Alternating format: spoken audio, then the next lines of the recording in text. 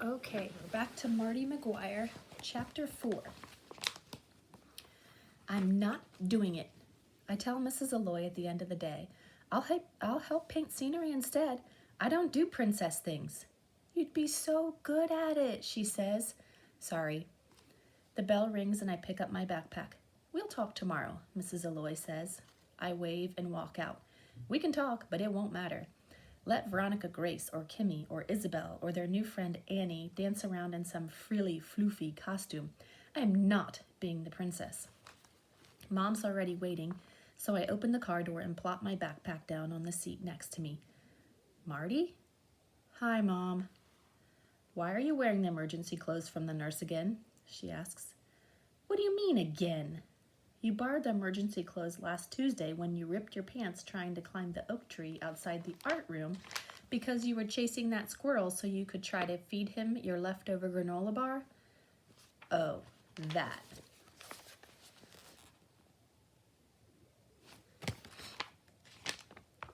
I wasn't actually chasing the squirrel. I saw him after I got up there and thought he looked hungry. I climbed the tree because the kickball got stuck. Mm-hmm. Because Mark Pignotti always kicks it too high. Mm-hmm. They really shouldn't let fourth graders play. Marty? Yes? Why are you wearing the emergency clothes today? Oh, that. Mostly because of the frog pee, I guess. Mom raises one eyebrow. I look in the rearview mirror and try to raise mine back at her, but I can't. That is so not fair. We'll have a little talk about this at dinner, she says. When we pull into the driveway, Dad is just getting out of his car. His Learning is Fun bag is full of fifth grade papers. He'll grade them while he watches the Boston Red Sox play on TV tonight. He reaches for the door handle but stops and stares into the house through the window. Uh-oh, Mom says and climbs out of the car. Sparky's out again, Dad says. Sorry, Rachel, I'd help, but she clawed a hole in my good school pants last time. He sits down on the steps and pulls out a stack of papers to grade. Mom opens the screen door and slips inside. Wait here, she says. Sparky is our raccoon. She's not our raccoon, actually. She's God's raccoon. That's what Mom says, but we're taking care of her until her paw is healed. Her paw needs healing because she got into that McCormick's attic last week. Mr. McCormick tried to trap her under a laundry basket and caught her paw under the edge. Mrs. McCormick says the raccoon threw a fit, screaming and scratching and clawing with her teeth all pointy and everything. And then Mr. McCormick didn't know what to do because he had that wild, crazy raccoon under the laundry basket, so he sat down on the basket and sent Mrs. McCormick to get Mom. My mom is a wildlife rehabilitator. She helps animals that are hurt and sometimes comes to get them out of your attic if you have them trapped and are sitting on a laundry basket on top of them. But Mom wasn't home, so Mr. McCormick sat on the laundry basket for 2 hours. He says Mrs. McCormick brought him a nice glass of lemonade and his crossword puzzle, so it wasn't so bad, except for the raccoon flopping all around under his behind. That's why we have Sparky. Sparky is supposed to live in her cage on the porch, but it doesn't always work out that way, like now. When I peek in through the screen door, I can see Sparky on top of the refrigerator with her paws in a package of Fig Newtons. Here, baby, Mom says. Sparky hisses and whips a Fig Newton at Mom's head. Then Sparky backs her bottom under the cupboard. I hope she doesn't get stuck under there. She has a pretty big bottom. Mom reaches down to get the noose. It's okay, baby. You'll be okay. As Mom talks, she moves the noose closer to Sparky's bottom. She taps the refrigerator near Sparky's head to make her back up. Sparky backs herself right into Mom's trap. When Mom catches her, Sparky goes crazy. She screams bad words in raccoon language. She reminds me of the babysitter we had from Russia that time. Mom stuffs Sparky in her cage and slams the door shut. There, she says. Now, Marty, about those emergency clothes. Chapter 5. We have a little talk at dinner. A little talk is when you explain why you went in the pond after the frog. My mother traps fat-bottomed raccoons for a job. You'd think she would understand this kind of thing. She doesn't. She sends me to my room, and I have to finish my peas first. That is so not fair. I'm telling all this to Bob the lion when the phone rings. Bob is the best stuffed animal ever. Mrs. McCormick gave him to me when I was born. He has always been a great listener. Mom answers the phone. Bob and I hold our ears to the door. Well, hello, Mrs. Alloy, Mom says. This is not good. The Frog Prince? Mom says to the phone. Oh, how marvelous. Oh, the princess? That's fantastic. Bob the Lion looks up at me. I shake my head. I'm not doing it, I whisper to him. She said no, Mom says. I can't imagine why. Oh, I see. No, she does not like dresses, but I'm sure we'll work it out. Uh-huh. Well, yes, I'll talk with her, and I think you can count on Princess Marty reporting for duty tomorrow. Okay. Uh-huh. You have a good night, too. Bye. I drop Bob and step back from the door just as Mom opens it. Marty, that was Mrs. Alloy. She says you're going to be the lead in your third-grade play. She must have dialed the wrong number. Marty? Mom, it's a princess part. I'm not a princessy girl. Marty, it's such a fun opportunity. To wear a stupid frilly dress? Well, maybe you won't have to wear... I know I won't have to because I'm not doing it. Marty. Mom picks Bob up from the carpet and pets his mane. He used to be prettier and softer before I threw up on him 2 years ago. We had to put him through the wash, and his mane has been all crazy, frizzy, big since he came out of the dryer.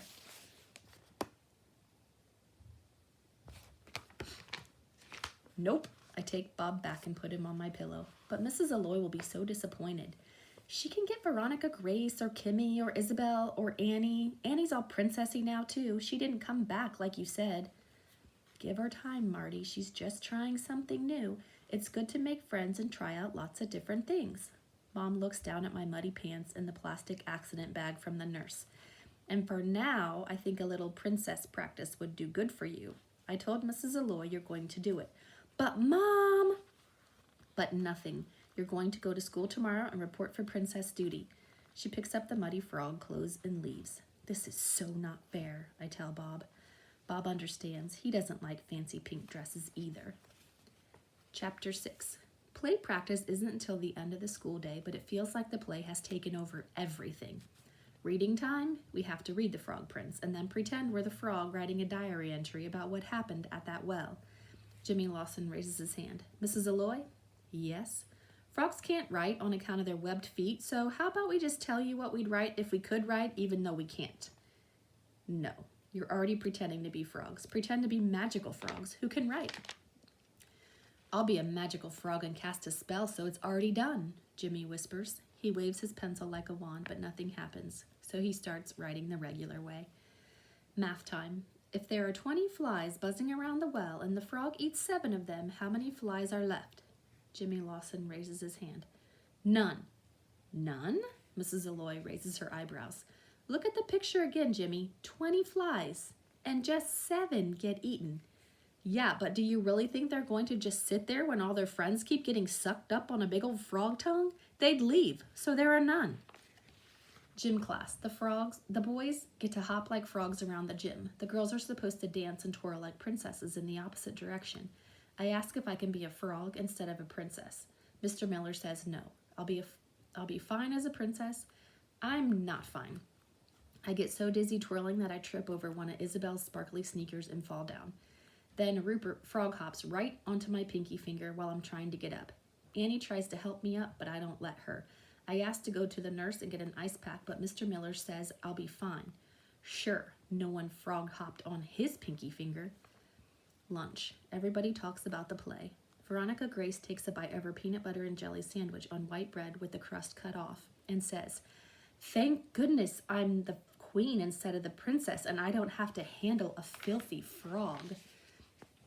I have nothing to be thankful for. I have tuna fish instead of peanut butter and jelly. It is on wheat bread with crust.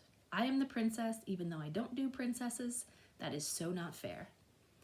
Science. We learn about frog anatomy. That's a fancy way of saying frog parts, like their eardrums that are round spots on the sides of their heads. I already knew about that because Mom taught me all about bullfrogs on our camping trip to Collins Pond last year. The only part I didn't know is that you can look at the eardrum to tell if you have a boy frog or a girl frog. If the eardrum is about the size of the frog's eye, then it's a girl frog. If the eardrum is about twice as big as the frog's eye, then it's a boy frog. I wonder if that huge frog at the pond is a boy or a girl. There's a big diagram. The frog. Eardrum, eye, nostrils, mouth, upper arm, hands, forearm, knee, webbed toes, foot, ankle, thigh. Art class. We can't work on our class mural today because we have to make scenery. Jimmy, Rupert, and I wrap around one of the big cafeteria garbage cans and paint it to look like a wishing well. It looks pretty good. It still smells like cafeteria peas, though.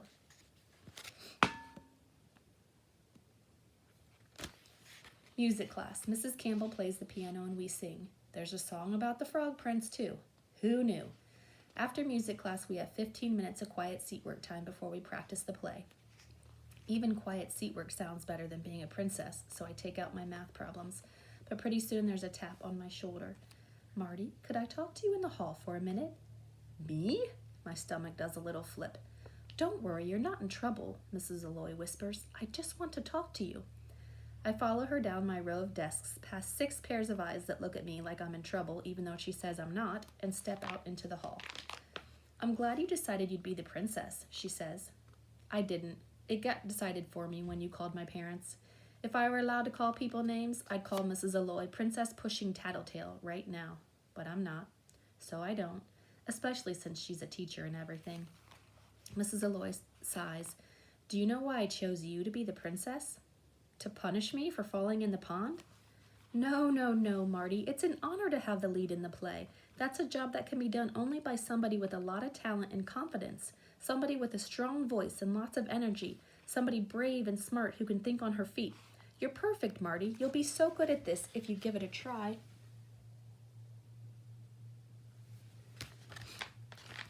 Now I feel bad about wishing I could call her that tattler name. I turn away and look through the window of the classroom door.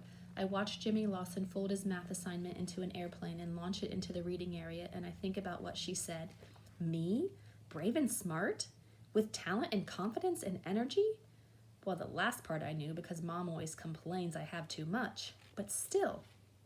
Marty? Mrs. Alloy's still looking at me. Are you game to at least give it a try? I nod. Okay, and I open the door and head back to my desk. She sounds like she's really counting on me. And after all, it's only 2 weeks. In 2 weeks, I'll never have to dress up like a princess again. All right, class, it's finally time to practice the play. Mrs. Alloy gives her maracas a good shake. We have a special guest joining us for play practice.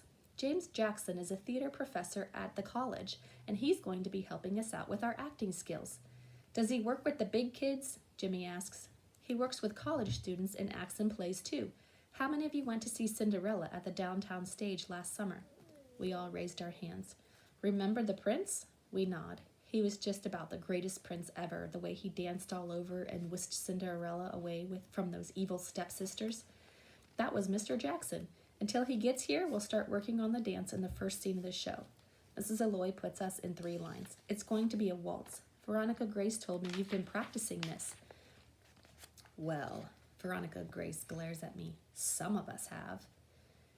Hey, wait, Jimmy Lawson says. I'm not a prince or anything. I'm just one of the squirrels in the forest, so I wouldn't waltz. No, you waltz too, Mrs. Alloy says. You can pretend to be a magical squirrel who knows how to waltz. Let's go. 1, 2, 3, 1, 2, 3.